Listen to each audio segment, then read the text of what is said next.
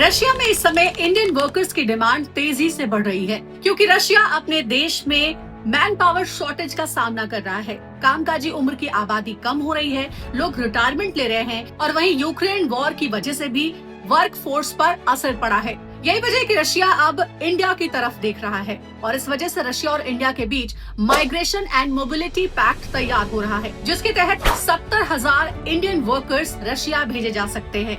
Russia को सिर्फ workers की जरूरत नहीं है बल्कि स्किल्ड प्रोफेशनल्स की भी जरूरत है, जैसे construction workers, machine operators, electrician, plumber, drivers, electronic technicians और हॉस्पिटैलिटी में रशिया को भारी मैन पावर की जरूरत है। क्योंकि भारतीय वर्कर्स को हार्ड वर्किंग माना जाता है, इसीलिए रशिया भारत की तरफ मैन पावर के लिए देख रहा है। अगर रशिया में स्किल्ड वर्कर्स हों तो वहाँ 1 से 2 लाख की सैलरी आसानी से मिल जाती है, प्लस कंपनी खाने और रहने का खर्चा भी उठाती है। लेकिन इस मौके के साथ कुछ रिस्क भी सामने आ रहे हैं। मसलन सबसे पहला रिस्क रूसी भाषा न आने का।